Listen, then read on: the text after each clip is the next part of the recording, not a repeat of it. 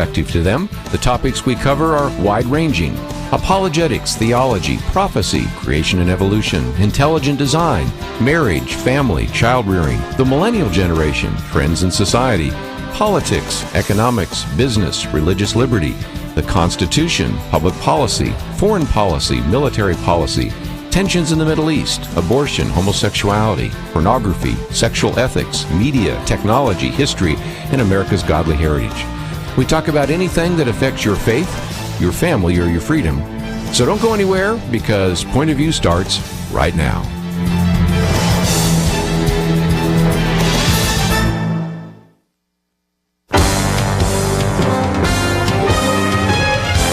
Across America, live, this is Point of View.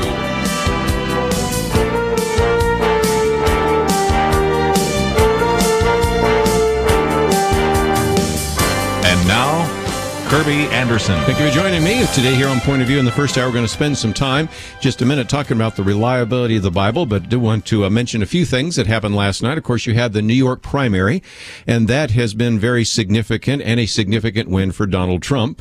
He won most of the delegates, actually 89. 3 went to John Kasich, none went to Ted Cruz. And so if you are keeping track of the official count, the one that many people use, that would suggest that Donald Trump has 844 delegates.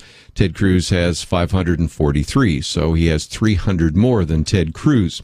I am saying the official because the bottom line is, as I will point out in just a minute before we get into our interview, that there's a number of questions that people have raised. Some saying, well, it's now mathematically impossible for Ted Cruz to win the requisite 1237. Not necessarily, because as Michael Harrington has pointed out in the Red State commentary here, it is quite possible that Ted Cruz could win because he may have a lot more delegates than are officially designated to him. This has to do with some of those unbound delegates. Of course, just a few weeks ago, he was able to pick up 34 in Wisconsin, an additional 30 in Colorado. So that's quite a number, 66 that he picked up, whereas out of that, those 2 races, you only have Donald Trump getting 6, which was one of the reasons that you heard some of the complaint about the fact that we should follow the votes, not the delegates. But if you look at this, it's kind of intriguing because you can play that game both ways. As we've pointed out here before, let's look at even last night.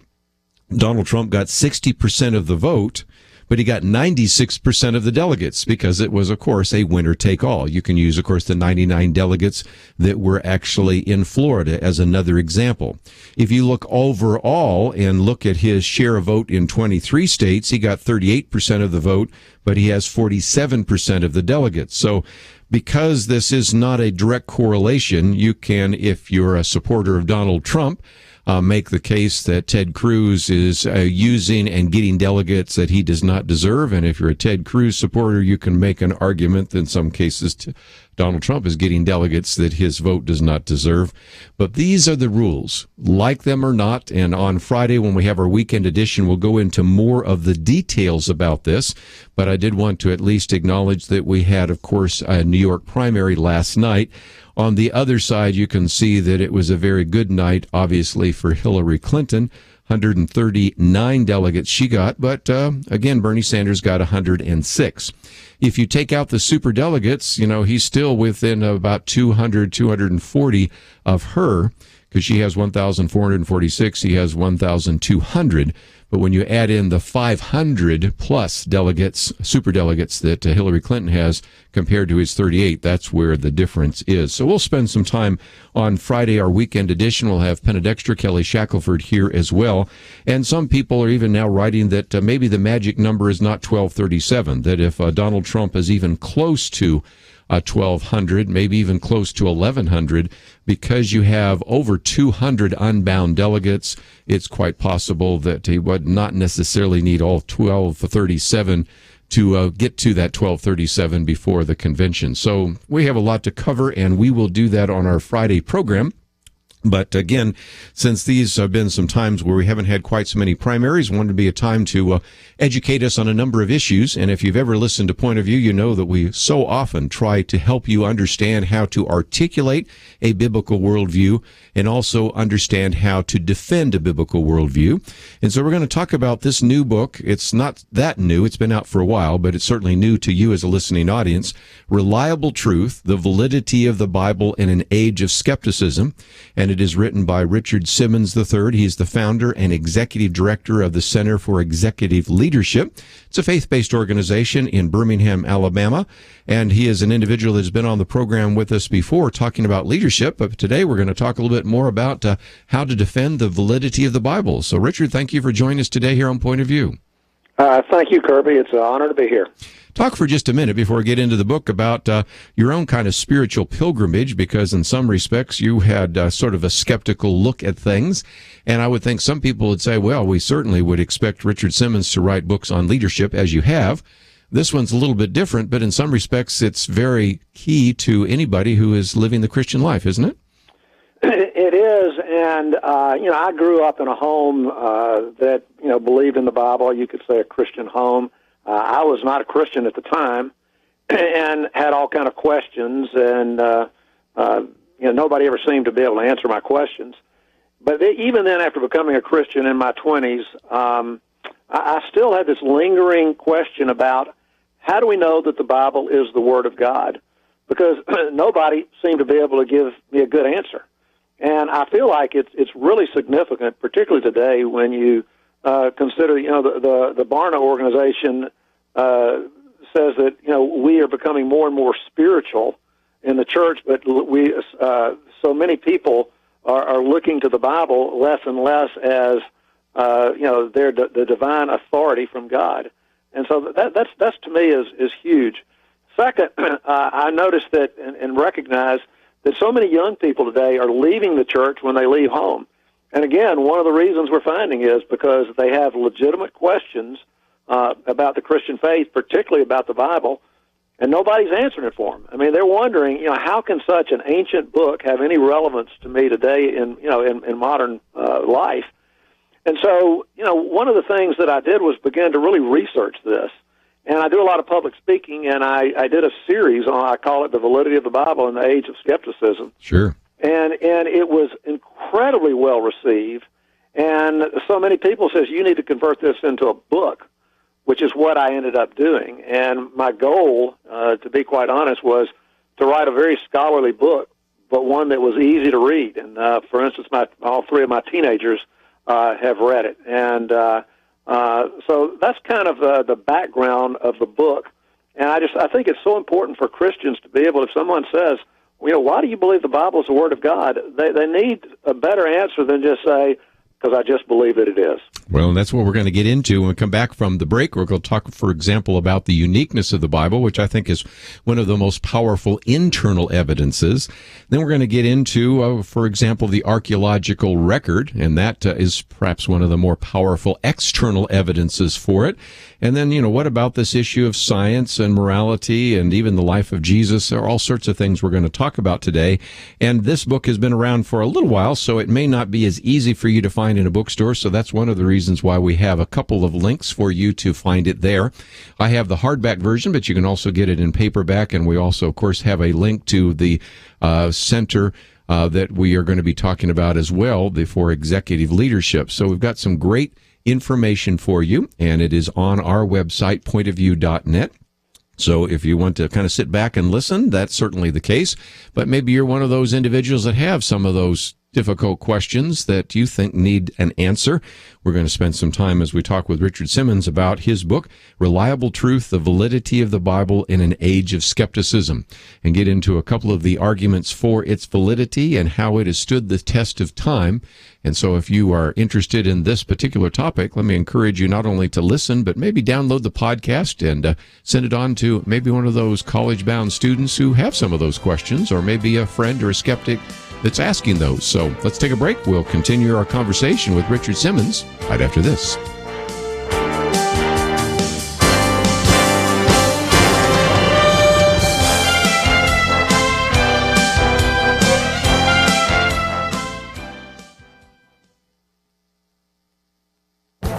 This is Viewpoints with Kerby Anderson. You know, some of the promos for the latest TV shows are appalling, but I've discovered that the actual programs are even worse than what is shown on the 1-minute commercials. I would never watch the programs and fortunately did not have to, because there's a recent article by Maureen Callahan in the New York Post that gives all the shocking details about some of the shows on television. On the ABC program Scandal, Olivia Pope is a fictional character played by Kerry Washington. In one episode, she beats a wheelchair-bound stroke victim to death by bashing his face in with an aluminum chair. Apparently, the program is known for its OMG twists, but even some of the jaded TV commentators could not believe what they saw in this episode. The Netflix program House of Cards also has some shocking scenes. First Lady Claire Underwood, played by Robin Wright, kills her mother via lethal injection during an election cycle in order to get some voter sympathy. The scene is played straight and without any moral reflection. On the highly acclaimed USA program Mr. Robot, one character strangles another character to death during a rooftop tryst for no discernible reason. When the police arrive, his pregnant wife stabs herself in the uterus with a fondue fork in order to induce labor. The worst of all of these is Game of Thrones. One commentator summarized the program by saying that much of the screen time included torturing people, feeding women to dogs, and sexually assaulting women.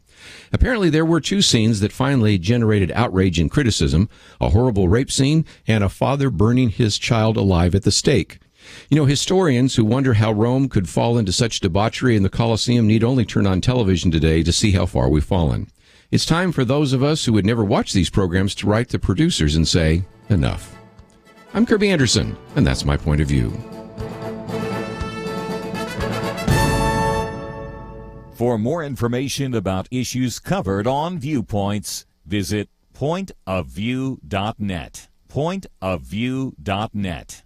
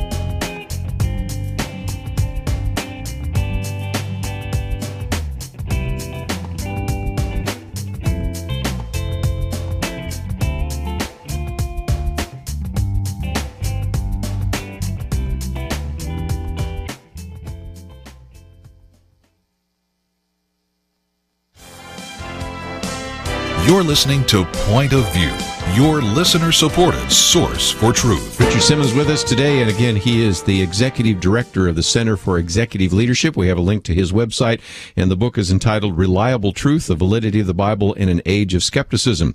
Richard, let's talk about the uniqueness of the Bible, because I think that is a very good starting place. If indeed you're talking with somebody who is convinced that what the Bible is just a collection of some of the musings of ancient people, there's a uniqueness to the Bible which you find in no other piece of literature of antiquity and no other religious document. True? You're absolutely correct. For instance, take some of the other holy books of other religions, like the Quran. It's written by one man in just a real limited amount of time. The Hindu, the Bhagavad Gita, also written by one person in a limited time span. Another would be the Book of Mormon, written by one man. But when you look at the Bible, I mean, it's incredible. It's really a miracle, because if you think about it, Kerby, it's a collection of 66 books. It's history, it's poetry, it's prophecy, it's the wisdom literature, and you got letters from Paul. And these 66 books are written by 40 different authors, and most of these authors never knew one another personally, so there could be no real collusion on this. It was written over a period of 1,500 years. And the 66 books of the Bible were also written in 3 different languages and on 3 different continents. So think about the reality of this. You have 66 books written by 40 different authors over a 1,500-year period in 3 different languages on 3 different continents, and yet this collection of books shares a common storyline the creation, the fall, and the redemption of God's people. I mean, it's truly a miracle that it exists. And I love what Philip Yancey said about it. He says, to appreciate this feat, you got to think about it. It's like a book that was begun 500 years before Columbus, and it's just completed now. And he goes on to say that the Bible's striking unity is one strong sign that God directed its composition. And because he developed a complete record of what he wants us to know, and the parts fit together in such a way that a single story emerges. It's incredible. Like I said, it's a miracle. Like I sometimes used to say when I was speaking on a college campus, whether you believe the Bible or not, whether you think it is historical or ahistorical, and we're going to get into that next, I think any good person who wants to be well educated needs to read the Bible, because after all, you would not understand art, literature, history, culture without it. And when you get to this uniqueness, if you're going to look for some place that might have truth that has been revealed, wouldn't you look first at something that really almost defies human explanation? And that certainly is one of the more powerful arguments, if you will, one of the best internal arguments. But also in one of the chapters, you talk about the fact that Christianity is a historic religion. So Christianity is really has a foundation in history. And so we should expect that both the historical record and the archaeological record, now this would be external evidence, should also support the Bible. And that's exactly what we find. It is, and I don't think people realize the significance of this, that one of the things about the Bible you need to know, it's not just a bunch of stories, it's the historical record. So much of it is. In fact, I love, this is in the book, but there's a Dr. Houston Smith, who's not a Christian, and he has written what's considered probably the greatest book ever on world religions. And when he gets to Christianity, he says something that's very interesting. He doesn't say this about any other world religion.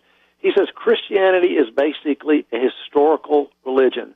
It's not founded on any abstract principles, but on concrete historical events. And therefore, for Christianity to be true, Jesus had to exist. He had to have died. He had to have risen from the dead. And therefore, so many people say, well, science can disprove God.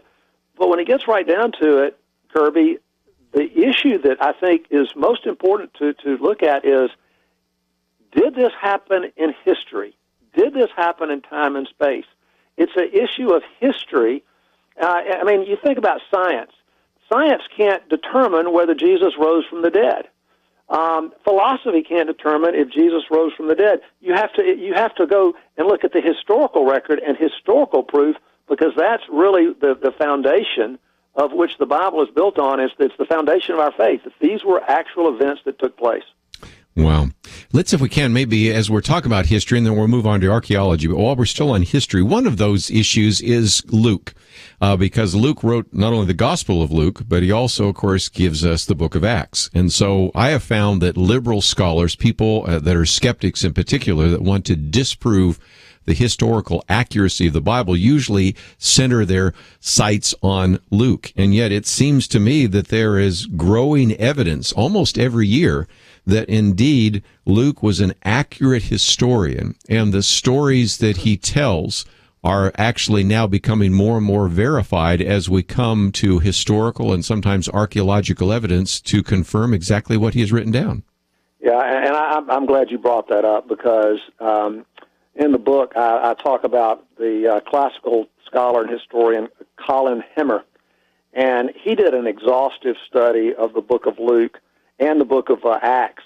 And in the last 16 chapters of Acts, he very carefully identifies 84 facts that have been confirmed by historical and archaeological research. In fact, I have that in the back of my book in Appendix 5. But one of my favorite stories that has to do with the book of Luke and Acts is a guy by the name of Sir William Ramsay. He's considered one of the greatest archaeologists to ever live, and he grew up in a wealthy English home. They were all atheists, and his specialty was archaeology. So he set out to go to the Middle East, and his sole objective was to disprove the book of Acts and the book of Luke, basically to prove that Luke was a fraud. Well, 25 years later, basically he says, when it got right down to it, that Luke was a great historian. He's one of the greatest historians of all time. In fact, these are Ramsey's own words. He says, Luke's history is unsurpassed in respect to his trustworthiness. And what's so cool is that he shocked the archaeological world when he announced that he'd become a Christian. Wow. Just before we take a break, I wanted to get into one other issue, and that is I was doing a show a while back as a guest, and one of the people called in and said, my daughter's been in college, and they've been telling her that there is really no historical evidence for the Bible, and the only thing we know about Jesus is what is written in the Bible. And so immediately I said, well, we know quite a bit about Jesus even apart from the Bible. Now, we learn the most about Jesus in the Bible, but do we not have quite a bit of evidence of the New Testament, even apart from the New Testament, other historical secular sources about who Jesus was and what happened at that time? We absolutely do, and I document this in the book. Just for instance, Cornelius Tacitus, probably the greatest historian in the Roman Empire, talks about Jesus. Doesn't necessarily believe in him, but speaks of him and talks about the fact that he was a historical, real person. Then you got Justin Martyr, who talks about, and again, this is outside of the Bible. This is secular history. Talks about the writings of the prophets, talks about Jesus. But probably the most significant is Flavius Josephus. He was touted as probably the greatest Jewish historian of antiquity. And he talks about the fact that that these Christians exist, and that they claim that this man Jesus rose from the dead. So it's Kerby. It's so well documented. We have so much to our advantage today as far as what history shows us about the Bible, about the events of the Bible, outside of the Bible, in actual history and the actual historical record. And again, some of the people that you're quoting from are Gary Habermas, who's been on the program, Dr. Norm Geisler, who's been on many times, and again, quoting back to some of those original pieces from Tacitus, a Roman historian, or Martyr, the second historian, second century historian, of course, Josephus and others. So this is all part of the book, Reliable Truth, The Validity of the Bible in an Age of Skepticism. We've talked a little bit about some of the internal evidence for the historical accuracy of the Bible and its uniqueness. We've looked a little bit at some of the external evidence, but when we come back, we're going to get into a little bit more as we talk about archaeology, and then, of course, talk about the life of Jesus and how we certainly know a great deal even apart from what the Bible teaches. So if you would like to be able to read something that I think is going to really encourage you and strengthen your faith, but also give you very good information that you can share with others who may be skeptical, or a book you'd like to hand to a skeptic, this is certainly one of those books.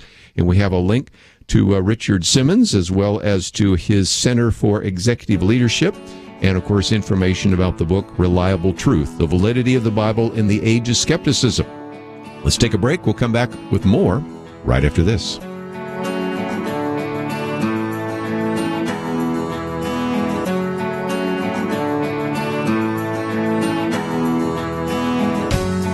Imagine it's January 2021. The president elected in 2016 has served 4 years. Tell me, what does the Supreme Court look like with maybe 2, 3, even 4 justices named by this next resident of the Oval Office?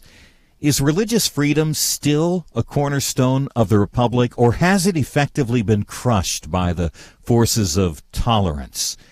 Depending on the results in November, 4 years from now will look very different, and together we can influence those outcomes. We need each other. Together we are the Truth Team, and together we can honor Christ as we exercise our stewardship as believers and citizens. One way to make a difference is to visit pointofview.net and support the Truth Team, pointofview.net.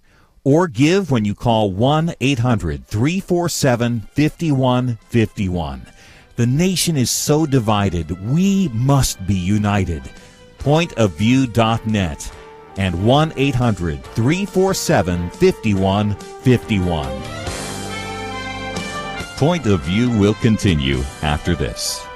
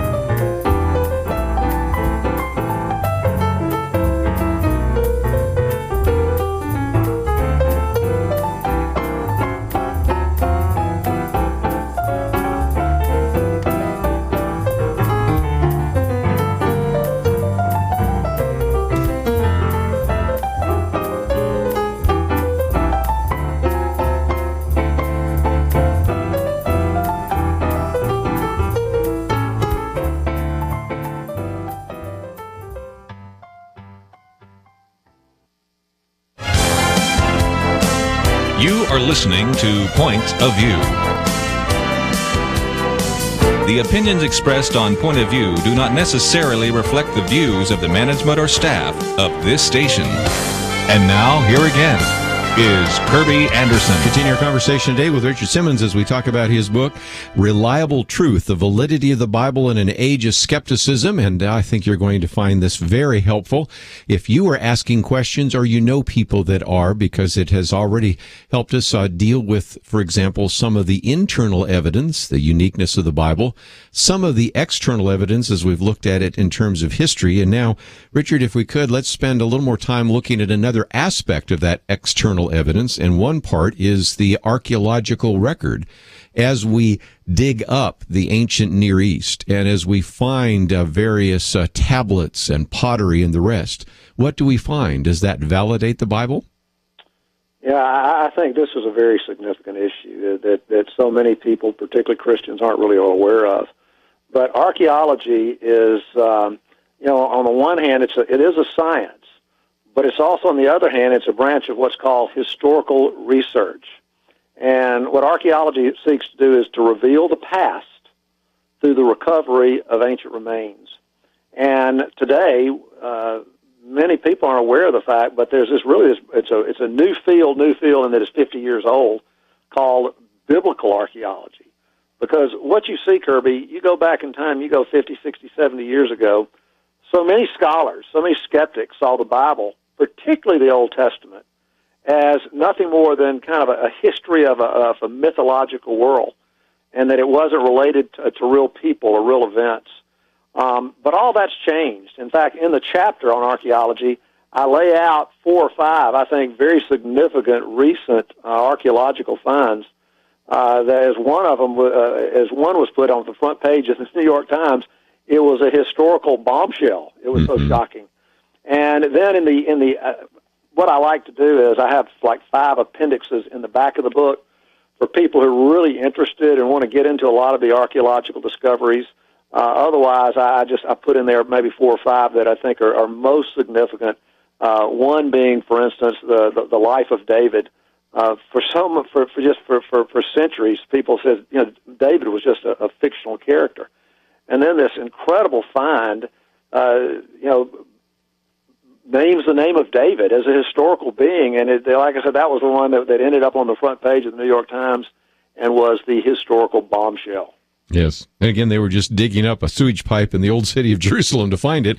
Again, if we weren't to have such a conflict in the Middle East right now, and archaeologists could really do good archaeology without having to dodge a bullet here or there, I think we'd find even more. But another one that you mentioned there is the Hittites. I mean, you can go up to all the way through the 19th century, in which you have seen that many of the skeptics said, here's a good example of a myth in the Bible.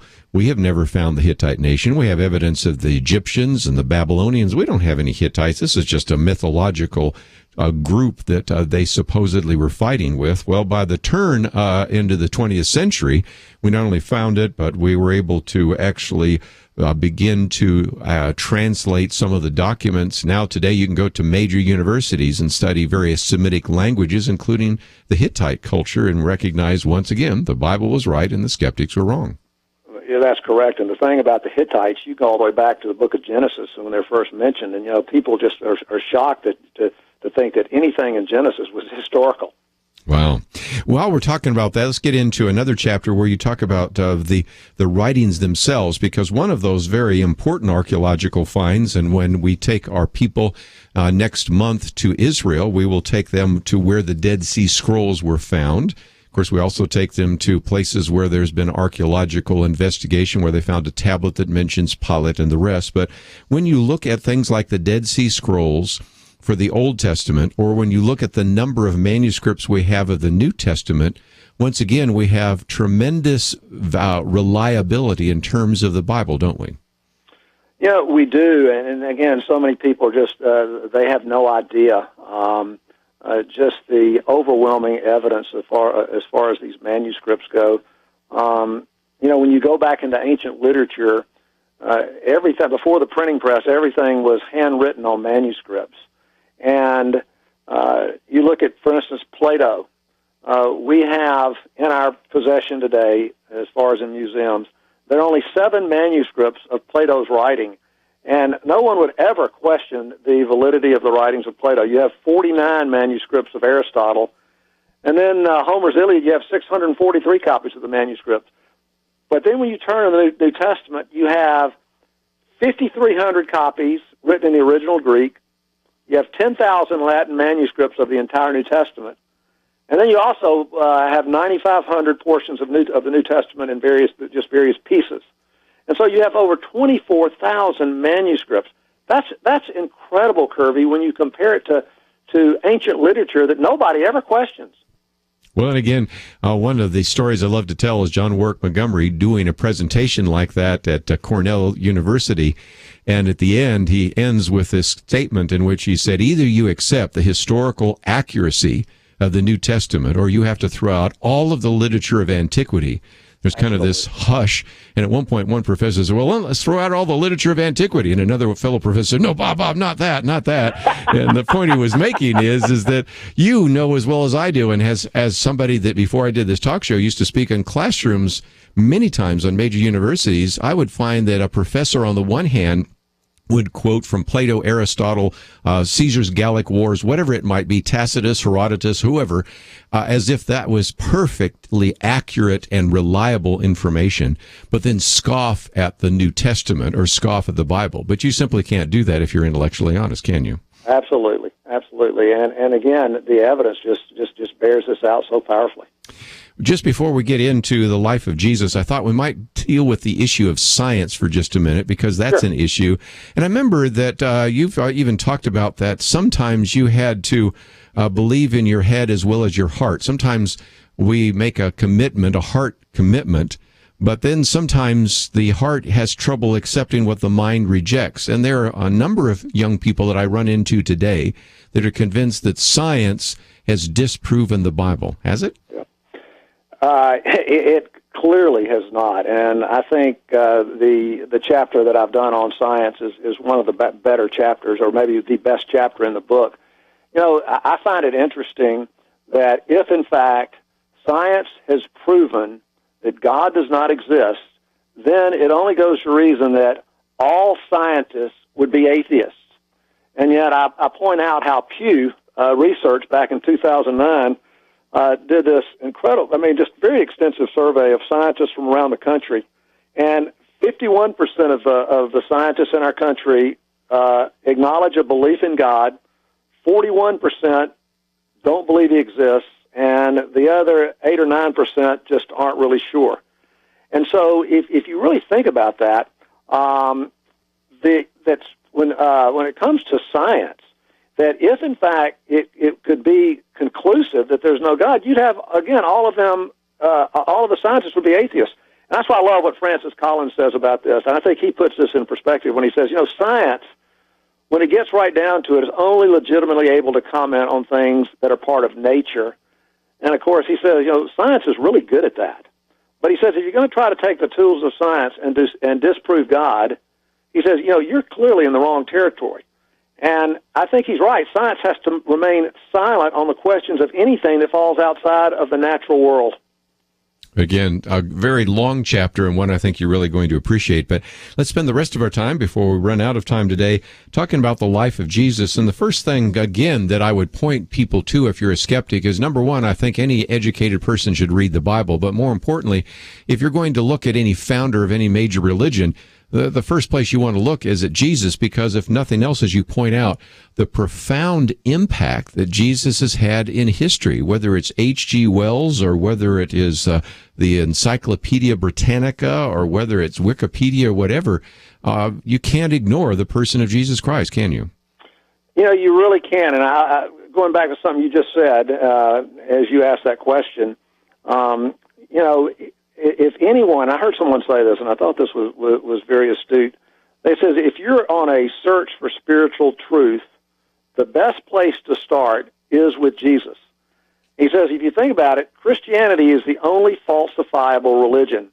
And that the Apostle Paul says, if Jesus didn't rise from the dead, then we're a bunch of fools. And what he's saying is that we stand on the fact that this was a historical event, it happened, and this is basically what we stand on. And I think that's important because I think he's right. That's a great place to start if you're on a search for spiritual truth, is start with the person of Jesus. Did he live? Did he die? Did he rise from the dead? That should be the central issue that you start with. Now, going back to what you asked, I make basically, I think, try to make 4 important points about the life of Christ. Sure. Let me jump in and we'll take a break and then we'll make those 4 points and then see if we can fill in the outline. It is all part of the book, Reliable Truth, The Validity of the Bible in An Age of Skepticism. Talking with Richard Simmons. We'll come back with him and conclude right after this.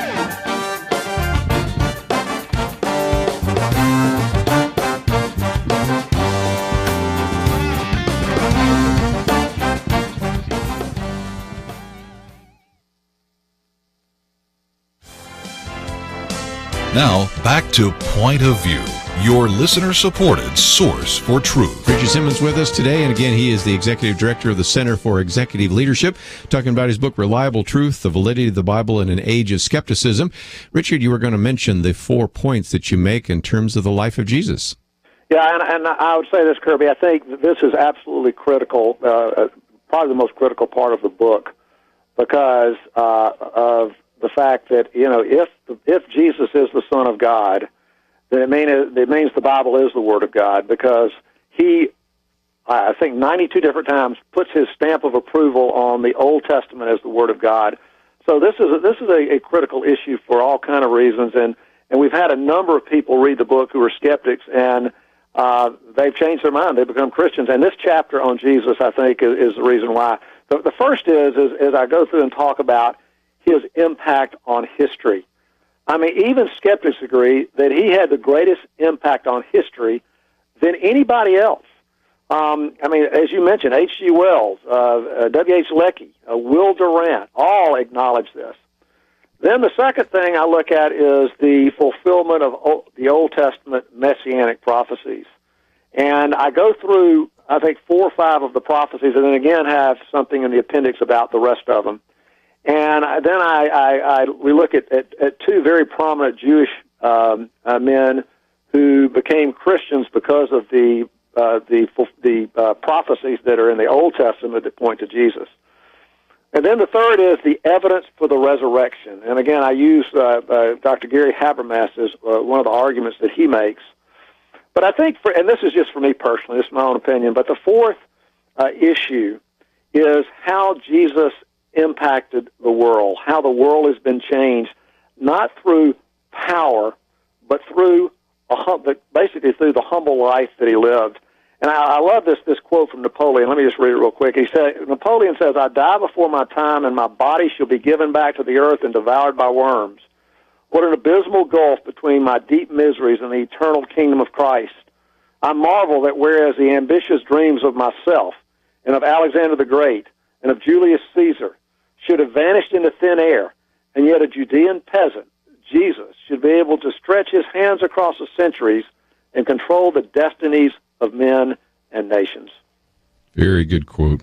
Let's just, for the few minutes we have left, maybe talk about the resurrection, because after all, as you point out, Paul makes that case in 1 Corinthians 15 that either, in a sense, Christianity stands or falls on the resurrection of Jesus. And again, quoting from Gary Habermas, you mentioned just a minute ago, there are 12 points of agreement. This is not something that only Christians held to, only believers in the first century held to.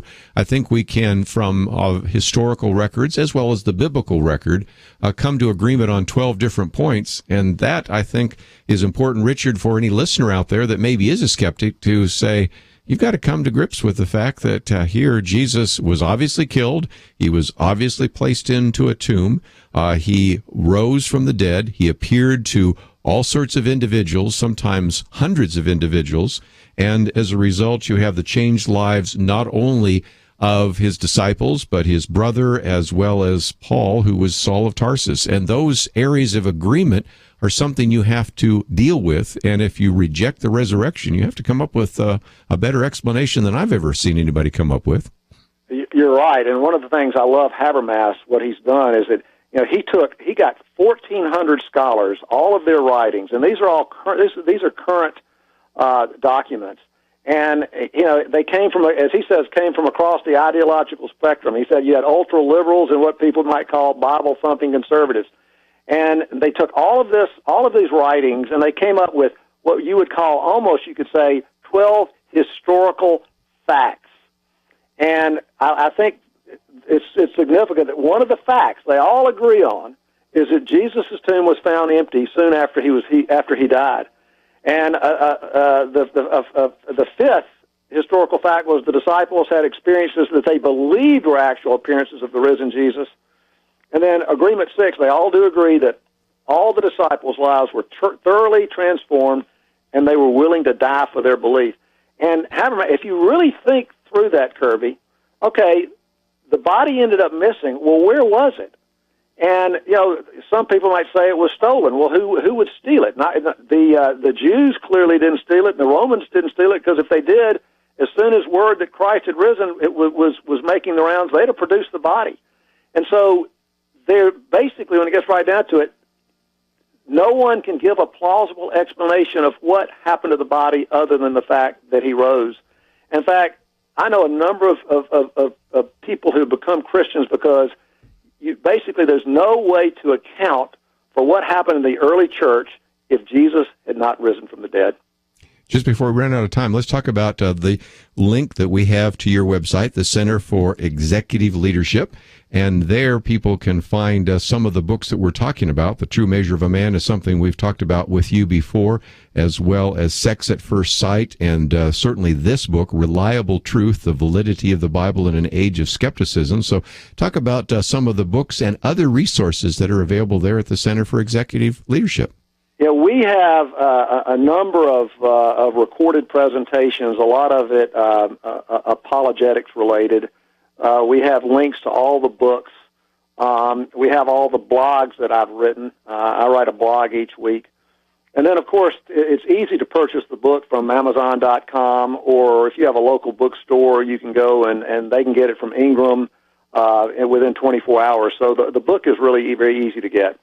And again, we have a link to some of that and to your website. And I would encourage people to maybe follow you because, as we always do, we make it possible for people to follow your blog and other resources. So we have a link to your Twitter page, a link to your Facebook page, and, of course, we have the link to the Center for Executive Leadership. So always appreciate having you on the program. And many times people are looking for leadership ideas. Certainly that is what you are strong in, but you also Absolutely. have done quite a bit in this area of apologetics, how to defend the Christian faith. And I certainly appreciate you writing this book. And it's a resource that I hope many people will use so that they can begin to maybe answer their own questions, strengthen their own faith, but then think about handing it, as you mentioned, to somebody who maybe is a skeptic so that you can have an impact in their life as well. So, Richard, thank you for writing the book, and thank you for joining us today here on Point of View. Well, absolutely. And let me just say this real quick, Kirby. I do a lot of interviews. You do a real good interview. So I appreciate it very much. Familiar territory. Thank you so very much. Let's take a break. And we have George Gilder with us in the second hour today. We're going to talk about his new book, The Scandal of Money. Just before we do so, let me mention a few things. Of course, we just opened the program by talking about the primary in New York. And that is over, but many of you are still in areas of the country where you have not voted. We've already been talking about some of those very important elections in Pennsylvania and Indiana, Nebraska, of course, all of the West Coast, whether it's Oregon, Washington, California, some of you in places like South Dakota, and on, all over the place. Of course, we have a number of elections that have not taken place, and if you're looking for some of those election resources, we have them available at our website, pointofview.net. Even if you have voted, we encourage you to click on that button and take the pledge if you have not done so. That is a pledge to pray for this nation, also a pledge to educate and encourage others to get involved, and finally to vote. And so those are some resources we are making available to you, as we always do, on our website, pointofview.net. As you go there, you'll also see that my Viewpoints commentary today is on the appalling TV shows. You don't need to watch these shows, and I don't either, but I've been able to read about them from individuals that have reminded us that we may not watch these programs, but we need to let the networks know we've got some real problems with them, and I give you some almost horrific examples of some of the things that are on these programs and why we need to stand for truth and morality, and that's what we do here at Point of View. So again, lots of resources available to you today at the website pointofview.net, including a link to the Center for Executive Leadership. When we come back, we're going to talk about money, finances, trade, and the gold standard, bitcoins. We have a lot to cover in this next hour. We'll do that right after these important messages. Is it just me, or does this year's election seem more contentious than ever? Even Christians are divided between which candidate to support, but one thing we must agree upon is the need to pray together. Each and every one of us must be on our knees asking God's mercy. Who is the right one to name the next Supreme Court justice, or 2 or 3? Honestly, I don't know, but God does, and we must petition Him to act. Point of View has created its own campaign in the midst of the presidential campaign, Pray, Organize, Vote. We want to remind you of things to pray about. We want to help you educate fellow believers and get them out to vote. Sign up today at pointofview.net. Click on the banner, Pray, Organize, and Vote. The future of America is at stake, and God's people are called to be good stewards of our votes. After you sign up, look at the bottom right corner for the red box that says Donate. Your gift will educate and motivate Christians during this critical time. Don't put it off. Visit now, pointofview.net. Point of View will continue after this.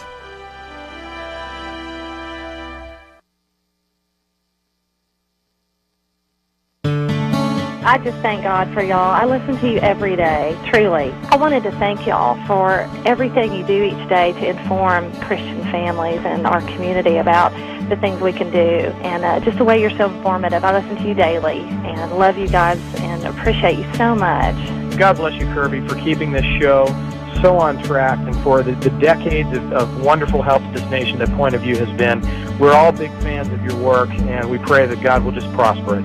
As a Christian, over the years that I've followed this program, I am constantly challenged to be on guard and to evaluate what's going on. And if for no other reason, to protect the caliber and the truth of your programming, I need to participate and to back your program financially to ensure that the truth stays out there for people to hear, to view, and to be a part of.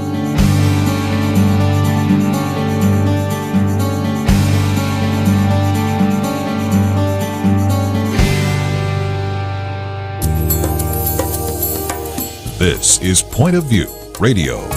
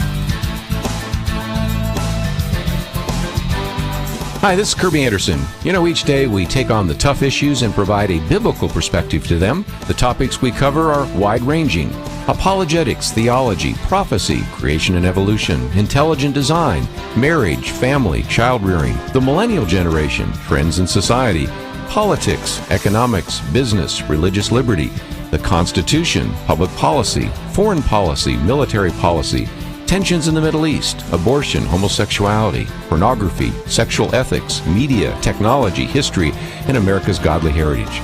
We talk about anything that affects your faith, your family, or your freedom. So don't go anywhere, because Point of View continues right now.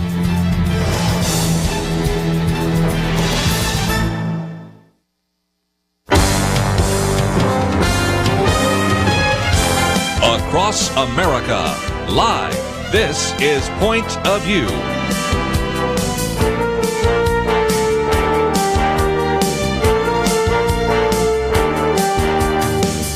And now, Kerby Anderson. As I mentioned last hour, we are privileged to have with us today George Gilder. He's been on the program with us before. He's got a new book out called The Scandal of Money. Individual who is the chair of the Discovery Institute Center on Wealth, Poverty, and Morality. One of the founding fellows of the Discovery Institute.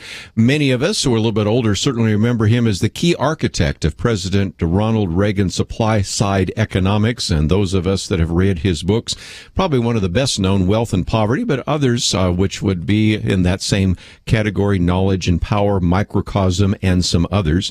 And this is a book published by Regnery, and we're going to get into money and trade. We're going to talk about the gold standard, bitcoins, the challenge of the Chinese, and much, much more. So I certainly would encourage you to sit back and listen, but if a little bit later you'd like to join our conversation and ask a question or make a comment, 1-800-351-1212. George Gilder, welcome to Point of View. Great to be here. Thank you for having me. You start the book by talking about a debate that took place just a year ago at Freedom Fest, and it was between Paul Krugman, and I would imagine most of our listeners would know him, and certainly Stephen Moore, who's been on this program with us many times. And you would have thought, well, here would be a great opportunity to really make the case for a free market economy, and to say that the lack of any kind of rebound from what's called sometimes the Great Recession back in 2008, but it didn't turn out quite so well. And you raise a good question. If you can't make your case in front of an audience in that regard, how are we going to make this case in the 2016 election? Tell us more, if you might.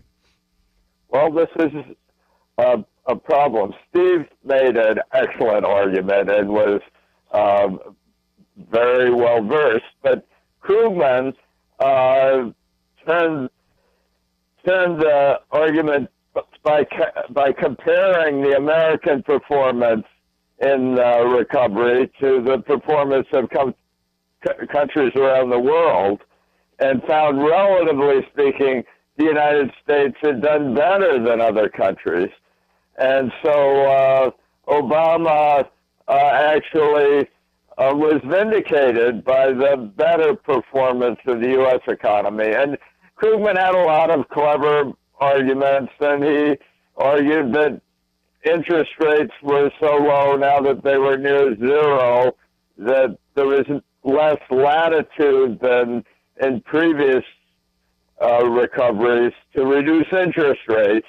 So Obama faced a more difficult problem of retrieving economic growth in a low interest rate environment. I could go on, but Krugman's a clever guy, and at the end of the debate, Skousen asked whether who had changed the most minds in the debate, not who had won, because more obviously, almost everybody in the audience was for Moore, or 90%. But Krugman changed the most minds, so he was given a sort of co-win in the debate. And I thought it was interesting how hard it was for a brilliant debater, Steve Moore is as good as they come, to clearly quell Paul Krugman. And I thought that what was missing from Moore's panoply, Moore's quiver, was an argument on money. And I think the key problem of the global economy today is the collapse of the meaning of money. Money is now just a tool manipulated by central banks around the world, and it has no stable value or clear meaning or significance. So I wrote The Scandal of Money about the fact that money has been deprived of meaning. It's become a mere plaything of the Federal Reserve Bank, which decides what money is worth and who gets it. And with Obama, the Fed has effectively nationalized the banks, and through the banks, socialized the economy. And this is the real tragedy of this era, is we've had a covert socialization of the American economy.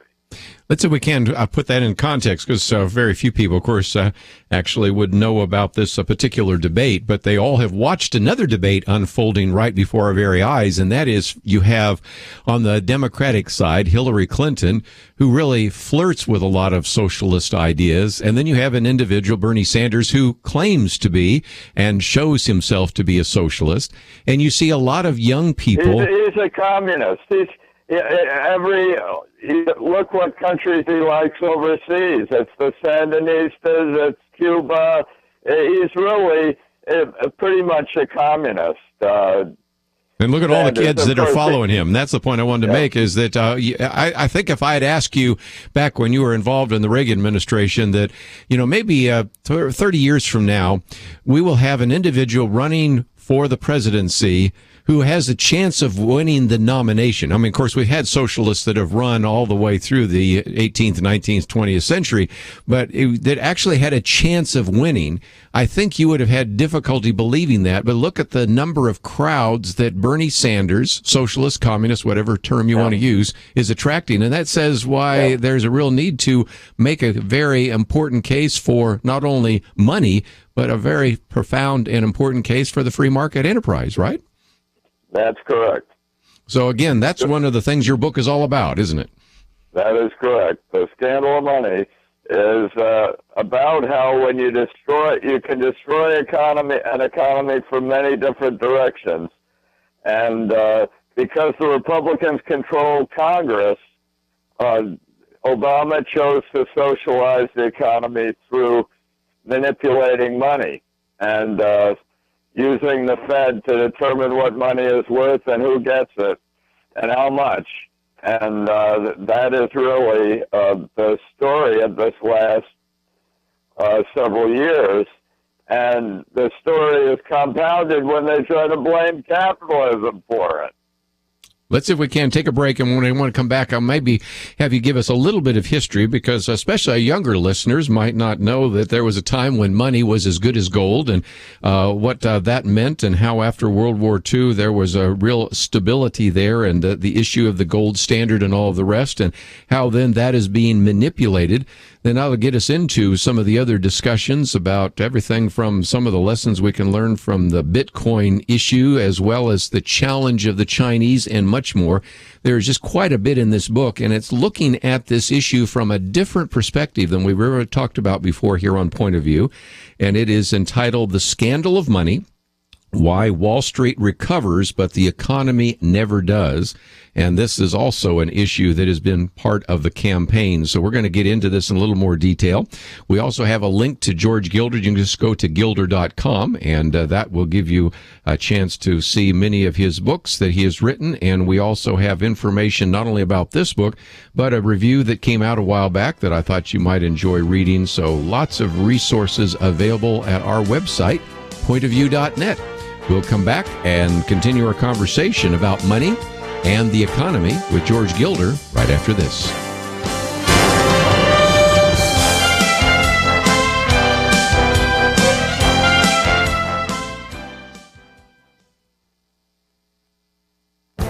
This is Viewpoints with Kerby Anderson. You know, some of the promos for the latest TV shows are appalling, but I've discovered that the actual programs are even worse than what is shown on the 1-minute commercials. I would never watch the programs and fortunately did not have to, because there's a recent article by Maureen Callahan in the New York Post that gives all the shocking details about some of the shows on television. On the ABC program Scandal, Olivia Pope is a fictional character played by Kerry Washington. In one episode, she beats a wheelchair-bound stroke victim to death by bashing his face in with an aluminum chair. Apparently, the program is known for its OMG twists, but even some of the jaded TV commentators could not believe what they saw in this episode. The Netflix program House of Cards also has some shocking scenes. First Lady Claire Underwood, played by Robin Wright, kills her mother via lethal injection during an election cycle in order to get some voter sympathy. The scene is played straight and without any moral reflection. On the highly acclaimed USA program Mr. Robot, one character strangles another character to death during a rooftop tryst for no discernible reason. When the police arrive, his pregnant wife stabs herself in the uterus with a fondue fork in order to induce labor. The worst of all of these is Game of Thrones. One commentator summarized the program by saying that much of the screen time included torturing people, feeding women to dogs, and sexually assaulting women. Apparently, there were 2 scenes that finally generated outrage and criticism, a horrible rape scene and a father burning his child alive at the stake. You know, historians who wonder how Rome could fall into such debauchery in the Colosseum need only turn on television today to see how far we've fallen. It's time for those of us who would never watch these programs to write the producers and say, enough. I'm Kerby Anderson, and that's my point of view. For more information about issues covered on Viewpoints, visit pointofview.net. Pointofview.net.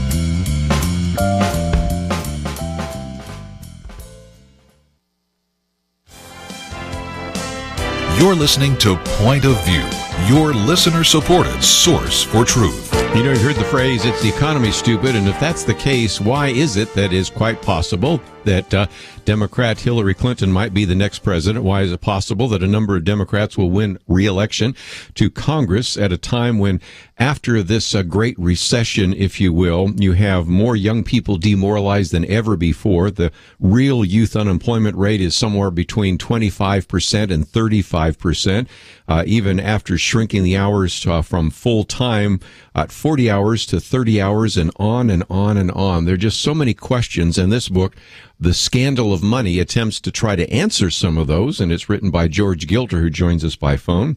And George, for just a minute, maybe you can give us a little bit of history of a time in which the dollar was as good as gold. That goes back to 1944 at Bretton Woods Conference in New Hampshire. But we had a time in which money meant something, and it was a little more fixed. Can you explain that to some of our listeners? Well, we really were on the gold standard from about 1775 to 1900. And during that time, the country's population increased 25-fold, and the money supply increased 160-fold. And we had our Industrial Revolution, and we became one of the world's leading nations during a time when the dollar was tied to gold at mostly $20 to an ounce. And this was the rule that underlaid the great American prosperity. During the wartime, countries tend to want to be centralized and organized strategically to fight a war. So governments typically cancel their gold standard commitments, and so that they can rule economy from the center. And so essentially during the early part of the 20th century, we're on and off the gold standard quite a lot.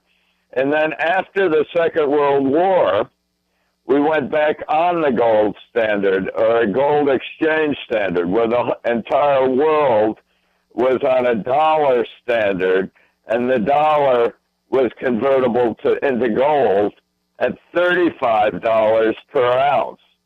And the 27 years we were on the gold exchange standard from Bretton Woods, as you mentioned, the world economy grew 2.5% a year, which is the fastest it's ever grown, the whole global economy for an extended period of time, and twice as fast as it grew after Richard Nixon took us off the gold standard in 1971.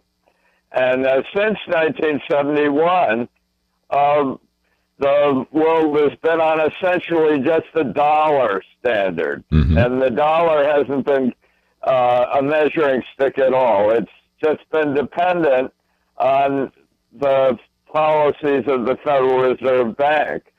Under Reagan and Paul Volcker, effectively, gold was targeted again. So even though they weren't explicitly pursuing a gold standard, Nixon and Volcker essentially stabilized the price of the dollar against gold. And we had the great supply-side boom of the 1980s that extended right into the 1990s, until the really big event then was, since there was no stable anchor for money during this period, the Federal Reserve had no real way to judge their policy. And in the end of the 1990s, the Fed inadvertently created a deflation against gold of 58%.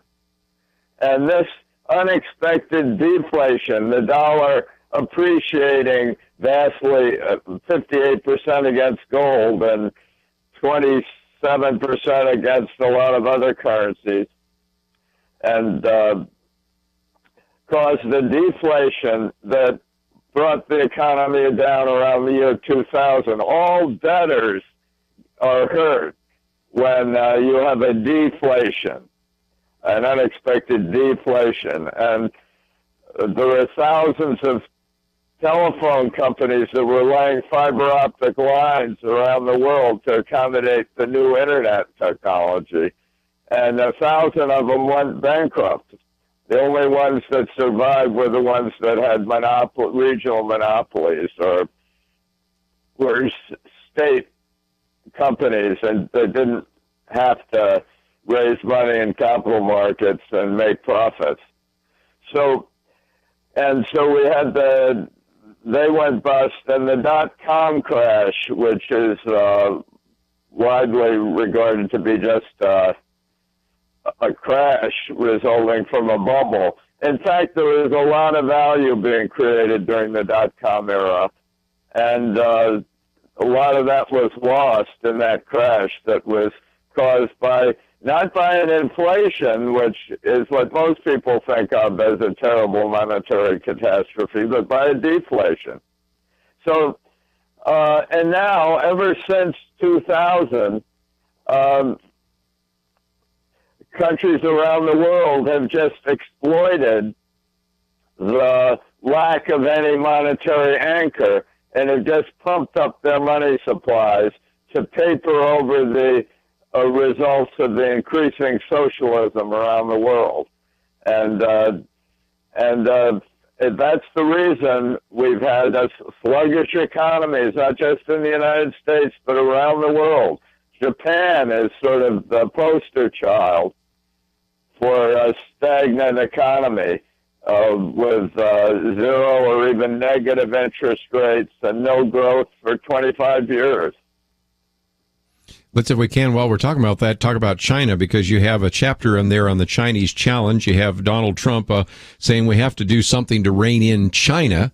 And at the same time, if I understand what you have here, China is, as some people even refer to as like a Ponzi situation in which a lot of that would collapse. What about this? Because one of the big issues in this campaign is the issue of trade and also the way they manipulate their currency.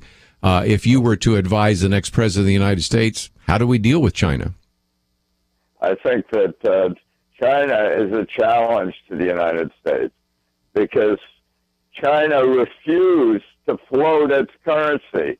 China refused the policy of meaningless money and fixed its currency, pegged its currency to the dollar. And so while Trump and other people, Sanders and Clinton and Trump are the chief ones, all claim that China has been manipulating its currency. In fact, China refused to manipulate its currency, refused to float its currency, and instead just pegged it to the dollar and created a dollar trade zone with the United States that has been hugely profitable to both countries. So China is sort of an example of a country that didn't float and didn't manipulate its currency the way most other countries did under U.S. leadership. Let's take a break. And, okay, go ahead. Let me just take a break real quickly, and I'll come back because I want to get into that a little bit more. We have one of those mandatory breaks. And again, if you've just joined us, we're talking with George Gilder about his book, The Scandal of Money, Why Wall Street Recovers, But the Economy Never Does. We'll come back and let him finish his point, but also want to get into a couple of other issues that surface in this book, the high cost of bad money. You've heard about Bitcoins, and maybe there is a lesson we can learn there. And then also just this whole question about why is it that Wall Street still does pretty well, but you haven't seen your income increase? If anything, the median family income in America continues to drop. And this should not be taking place after a recession. There should be kind of an explosion and a real dynamism, which certainly happened under Ronald Reagan, but have not happened under Barack Obama. So this is just, again, a book that is relevant to what is happening in the economy, how it affects your finances, but also is many of the themes that are running through this political season. So that's why we wanted to get George Gilder on the program.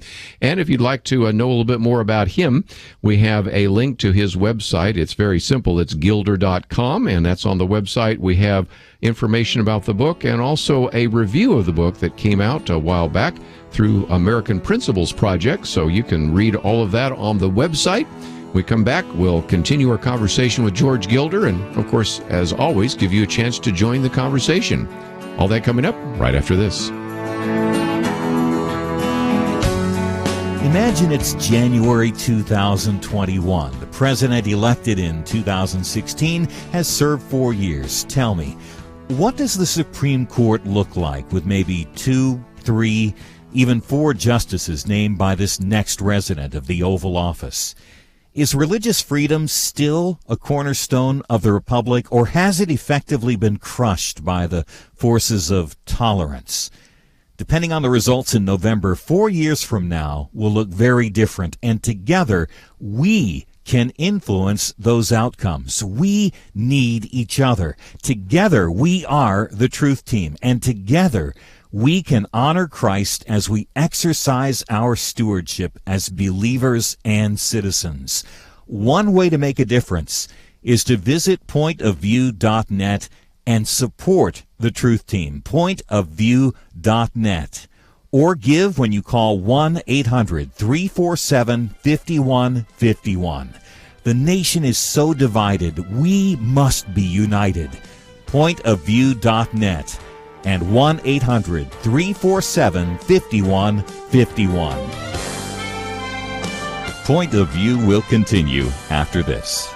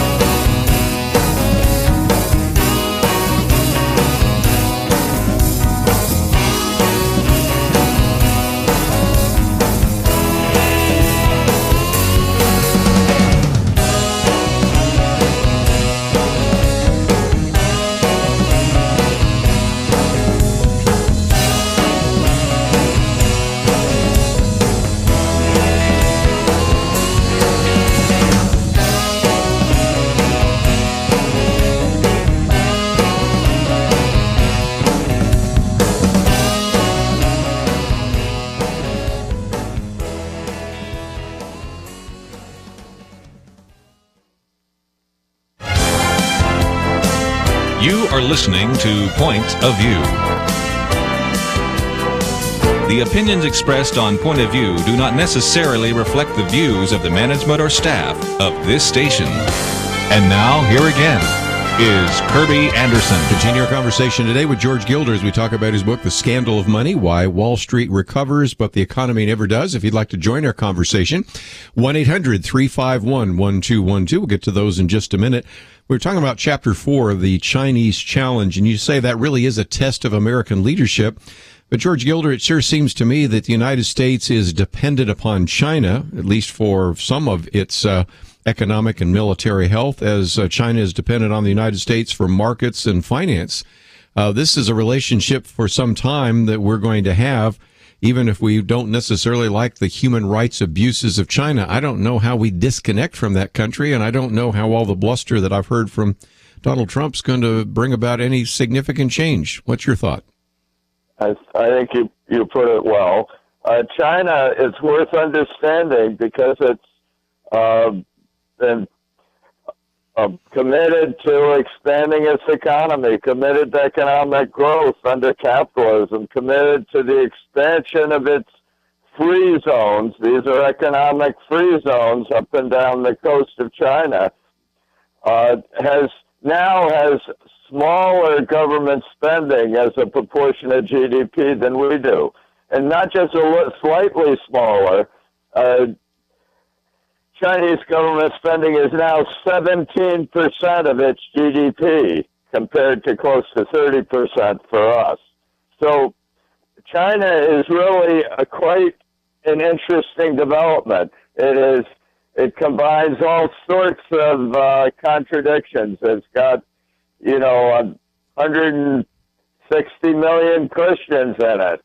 It's got terrible oppression of the Falun Gong, we believe, and harvesting their organs for medical purposes. It's really, there are all sorts of contradictions in China, but the economy of their free zones is currently the most vibrant and fastest growing, and even increasingly creative economy in the world.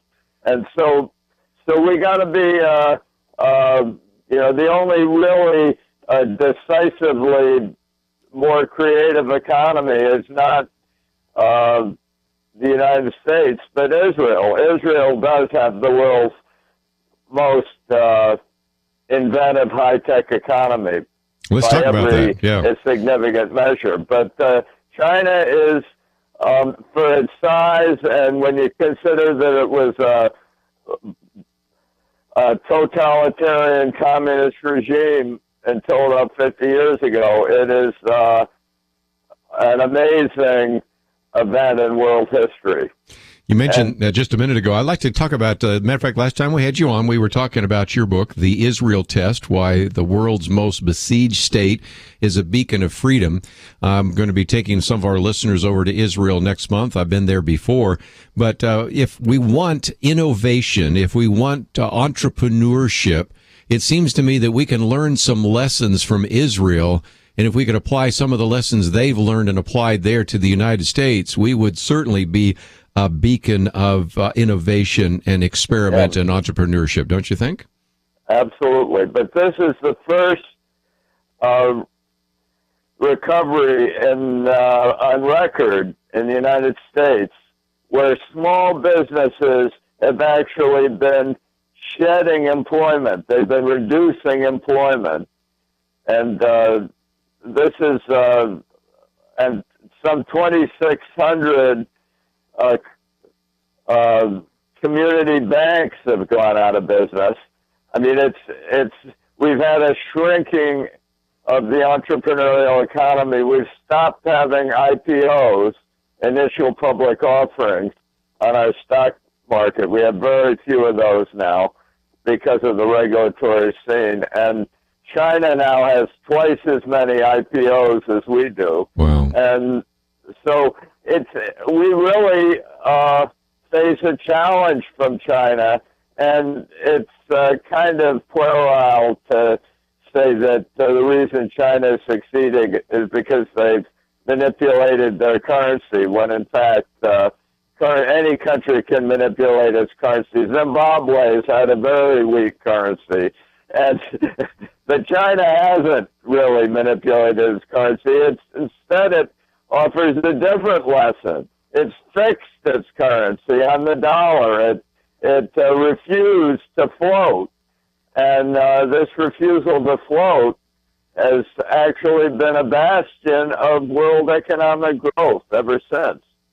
Very good. The lesson of China is different from the one that Donald Trump's telling. I hope Donald Trump is learning something as he proceeds through his campaign, because he began it with a really ignorant description of China. When China did actually float its currency a few months ago under just continuous pressure from the United States, the currency went down rather than up, the opposite of what Trump's argument implies, and Bernie Sanders' argument and Hillary Clinton's argument as well. They all have this idea that China is manipulating its currency when the opposite is the truth.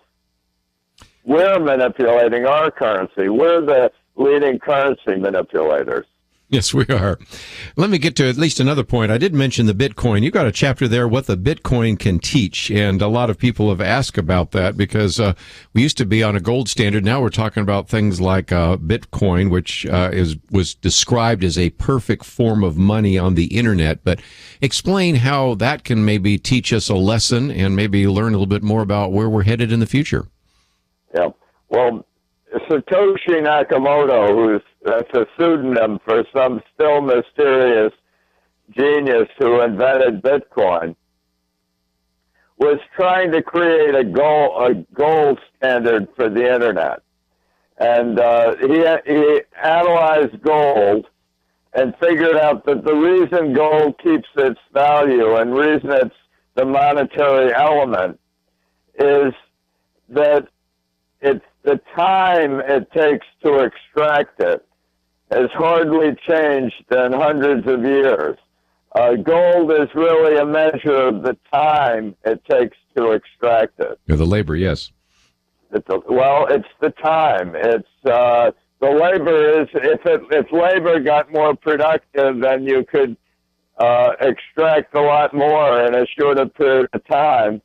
Then it wouldn't be measured by time. It would be measured by time and labor. Yes. But it's not measured by labor. It's measured by time, because as the labor and the technology and all for mining gold have improved, the gold has gotten scarcer and harder to mine. So the result has been that the time to mine it has remained the same, and that's why it's been the monetary element. And when Satoshi tried to mimic gold with Bitcoin on the internet, he created a similar algorithm that caused Bitcoin to be each Bitcoin to take the same amount of time to verify and process. And so he's created a kind of gold for the internet. And I believe that between China, which is the leading producer of gold and importer of gold too, and accumulator of gold, and India too is favorable to gold, and both are increasingly impatient with American monetary policy. So there's going to be pressure for a gold standard from these countries, and a Bitcoin standard, a global Bitcoin standard related to gold, is emerging on the internet. And I think these developments are not impossible or fatuous as Paul Krugman or evil as Paul Krugman imagines, but rather almost inevitable. There's going to be a movement toward what I call a time standard for money, because money is really time, is what money is all about. Let's take a break. When we come back, I'll maybe finish off with just a few comments about this idea of money and information. But again, talking today with George Gilder about his book, The Scandal of Money, Why Wall Street Recovers But the Economy Never Does. And if you'd like to know more about him, about this book or some of the other resources, they are available, of course, at our website. We have a link to gilder.com, or you can go there directly. We'll come back and finish off with him today. And once again, tie this into some of the issues surfacing in this political campaign. We'll take a break and come back. And if you'd like to join the conversation, 1-800-351-1212. We'll be back right after this.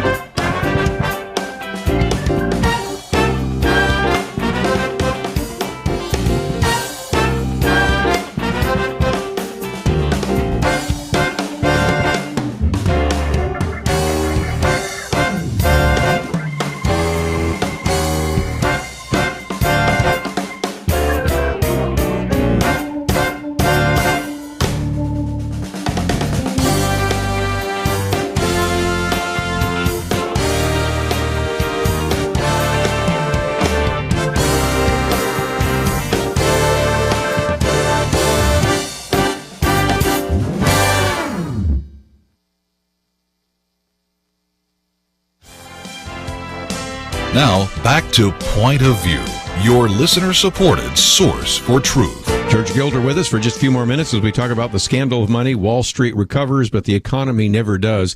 Let's get to that subtitle and even the application chapters that you have near the end of the book. Main Street pushed aside, Wall Street sells its soul. George Gilder, one of the concerns I think is expressed so often, and you see this in this campaign, is Wall Street seems to be doing pretty well. Stocks seem to be doing pretty well, but most Americans are doing worse. The median family income has dropped significantly over these last 7 years in the Obama administration. You would expect a recovery after the recession. It has not happened. Why so? Yes, we lost George Gilder, so I'll spend some time, if I can, maybe just talking about, again, the significance of this book, because it looks at this issue of Main Street as well as Wall Street. And one of the things I did point out, as I was even asking that question, is the real concern that we have about the fact that when we are dealing with the fact that our Wall Street stocks have gone up significantly. Even if you've ever seen the movie or read the book, The Big Short, all sorts of people that made bad investments in the housing market never had to pay a price. They didn't go to jail. They didn't lose a great deal. There were bailouts, and we were told oftentimes by the government, too big to fail. So at a time when Wall Street has done very well, those people in Main Street haven't done quite so well. And so that's one of the reasons I wanted to get into that issue. George Gilder, again, you have some chapters on Main Street pushed aside as well as Wall Street sells its soul. But why are we in a situation right now where Wall Street has done pretty well, but most Americans haven't done very well? Because the problem is we've had a covert socialization of the economy by the Obama administration, using the Federal Reserve Bank to essentially nationalize the big banks. And the effect has been to drive the community banks out of business. 2,600 of them have gone out of business. And they've created a kind of closed loop economy between Washington and Wall Street. Wow. And 62% of the Fed's money creation just goes back to the Treasury. It just goes back to finance the federal government. And 2/3 of the rest of the money created by the Fed goes to the S&P 500 top companies, and they increasingly use their funds to buy back their own stocks, not to invest in new capacity, but to buy back their own shares, thus improving their stock price, and buying up rivals, competitive companies, to increase their market power. And that this reduces the competitive dynamic of capitalism and has resulted in this long stagnation that we're experiencing that has kind of pushed Main Street aside. This closed-loop economy between Wall Street and the Fed doesn't really reach Main Street. You know, in your last chapter, you talk about restoring real money, and I guess that gets us into this idea of the gold standard. You know, a lot of the critics of the gold standard really said that, well, it would restrict the money supply, but your argument is, no, it wouldn't restrict it. It defines its value. And if we look around the world, you've already given us, George Gilder, some examples, but there are many others in which actually gold has become the monetary metric for all sorts of countries. So wouldn't it make sense for the United States to go back on the gold standard? I think it would make sense to go back on the gold standard, and but we have to understand that it's not going back. You can't go back in history. You go forward. Go forward, sure. And we now have a world economy that's based on information technology that's different and better than previous technologies of global economic integration. So we can have a more effective and better gold standard beginning on the Internet and spreading through the world economy as Internet commerce expands, and reestablishing the value of money. And I think that's what we can expect. I think calling a big global meeting to go back on the gold standard is not a likely event. But I do think gold is real, and its influence is increasing. Everybody, when Nixon went off the gold standard in 1971, all economists predicted that it would, one, stabilize the dollar, and two, the value of gold would collapse. Instead, the value of gold went up 28-fold Yes. in 10 years. Nobody had a clue what they were doing back in 1971. We went into the Moaz decade, and interest rates started gyrating up and down in a crazy way, and we had farmers had to create the new commodities exchange in order to have stable prices for their crops, and hedge funds rose up everywhere, and we had this emergence of a global currency trading system that today is $5.4 trillion a day. That's 73 times all the trading in goods and services in the world put together, and 26 times all global GDP put together. And it doesn't even give us a stable value for currencies. It just gives us, just helps socialism around the world, helps individual central banks socialize their economies and manipulate their money to paper over their mistakes rather than correct them.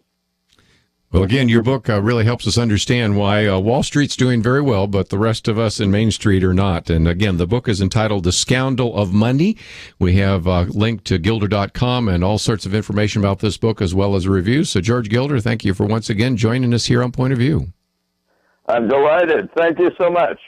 We will say goodbye for today, and let me just mention that tomorrow we're going to get into a couple of very important issues. First hour, we'll have Ted Sprague with us, and he is with an organization that has been very much involved in helping people understand how to share their faith. And the title of his book, which we're going to be talking about, is If We Are the Light of the World, Why Is It So Dark in America? And I'm sure you're going to be wanting to hear that interview, and he'll be in studio with us. Then we'll have Bobby Conway's been with us before, talking about his book, Does God Exist? And 51 other compelling questions. So lots of great material that we will cover.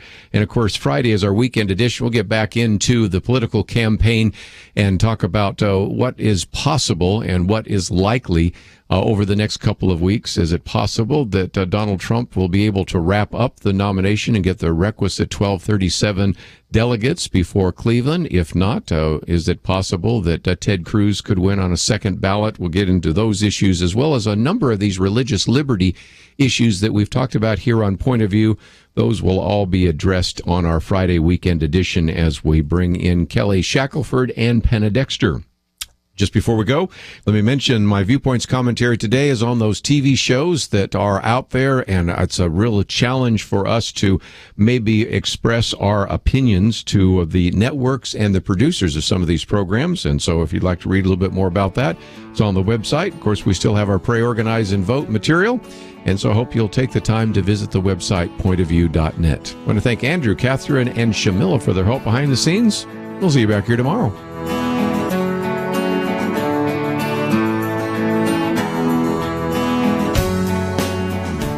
Is it just me, or does this year's election seem more contentious than ever?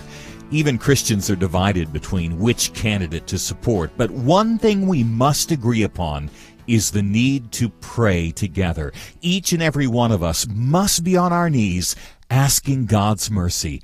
Who is the right one to name the next Supreme Court justice, or 2 or 3?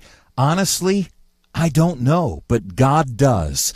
And we must petition Him to act. Point of View has created its own campaign in the midst of the presidential campaign, Pray, Organize, Vote. We want to remind you of things to pray about. We want to help you educate fellow believers and get them out to vote. Sign up today at pointofview.net. Click on the banner, Pray, Organize, and Vote. The future of America is at stake, and God's people are called to be good stewards of our votes. After you sign up, look at the bottom right corner for the red box that says Donate.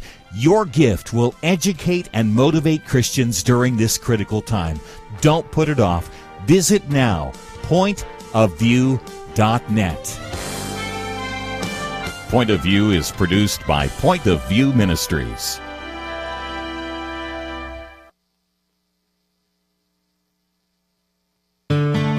I just thank God